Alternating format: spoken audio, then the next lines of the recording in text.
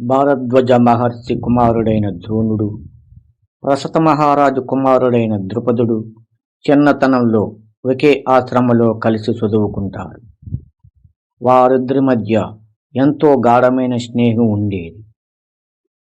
ద్రుపదుడు, మిత్రమా ద్రోణ, మనం విడిదీయలేని స్నేహితులం. రేపు నేను రాజునయ్యాక నా రాజ్యంలో సగభాగం నీదే. నాకున్న ఐశ్వర్యం నీకు కూడా సొంతం. ద్రోణుడు, నీ ప్రేమ చాలు ద్రుపద, నాకు అంతకంటే ఏమీ వద్దు. కాలం గడిచింది. ద్రుపదుడు పాంచాల దేశానికి రాజయ్యాడు. ద్రోణుడు వివాహం చేసుకుని అశ్వత్థామ అనే కుమారుడికి తండ్రి అయ్యాడు. ద్రోణుడు కటికి పేదరికంలో ఉన్నాడు. తన కుమారుడికి పాలు కావాలన్నా ఏడుస్తుంటే కనీసం పాలు కొనే స్తోమత లేక నీళ్ళలో బియ్యం పిండి కలిపి పాలు అని తాగించాల్సిన పరిస్థితి వస్తుంది.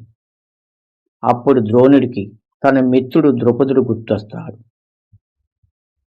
ద్రోణుడు ఆశగా ద్రుపదుడి సభకు వెళ్తాడు. ద్రోణుడు, మిత్రమా ద్రుపద, గుర్తుపెట్టావా? నీ బాల్య మిత్రుడిని ద్రోణుడిని వచ్చాను. ద్రుపదుడు గర్వంతో, ఎవరు నువ్వు? ఒక రాజుకి ఒక దరిద్రుడికి స్నేహం ఏమిటి? చిన్నతనంలో ఆడుకున్న మాటలు పట్టుకుని రాజ్యానికి వస్తావా? సమాన హోదా ఉన్న వారి మధ్య స్నేహం ఉంటుంది. కావాలంటే కాస్త దానం ఇస్తాను, కానీ మిత్రుడు అని పిలవద్దు. ద్రోణుడు కోపంతో, ద్రుపద, ఔశ్వర్యం గర్వంతో కళ్ళు మూసుకుపోయి మాట్లాడుతున్నావు. ఈ అవమానానికి ప్రతీకారం తీర్చుకుంటాను. నిన్ను ఓడించి నీ రాజ్యాన్ని నీ ముందే పంచుకుంటాను. ఇది నా ప్రతిజ్ఞ. ద్రోణుడు హస్తినాపురానికి వెళ్ళి కౌరవ పాండవులకు అస్త్ర విద్యలు నేర్పుతాడు. విద్యాభ్యాసం పూర్తయ్యాక గురుదక్షిణగా ద్రుపదుడిని బంధించి తీసుకురమ్మని కోరతాడు. ముందుగా కౌరవులు వెళ్ళి ద్రుపదుడి చేతిలో ఓడిపోతారు. అప్పుడు అర్జునుడు రణరంగంలోకి దిగి ద్రుపదుడిని ఓడించి బంధించి తన గురువు ద్రోణుడి పాదాల దగ్గర పాడేస్తాడు. ద్రోణుడు నవ్వుతూ, ద్రుపద, ఇప్పుడు చూడు, నీ రాజ్యం నా చేతిలో ఉంది, కానీ నేను నీలాంటి వాడిని కాదు.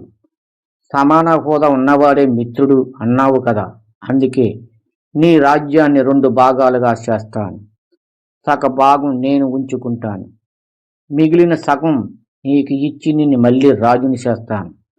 ఇప్పుడు మనం సమానం. ఇప్పుడు నన్ను మిత్రుడు అని పిలవగలవా? ద్రుపదుడు ప్రాణాలతో బయటపడ్డాడు, కానీ అవమానంతో రగిలిపోయాడు. ద్రోణుడి చంపే కొడుకు అర్జునుడి పెళ్లాడే కూతురు కావాలని యజ్ఞం చేశాడు. అలా ధృష్టద్యుమ్నుడు, ద్రౌపది జన్మించారు. చివరకు కురుక్షేత్ర యుద్ధంలో ధృష్టద్యుమ్నుడి చేతిలో ద్రోణుడు మరణిస్తాడు. నీతి: అహంకారం ఎంతటి స్నేహాన్నైనా నాశనం చేస్తుంది.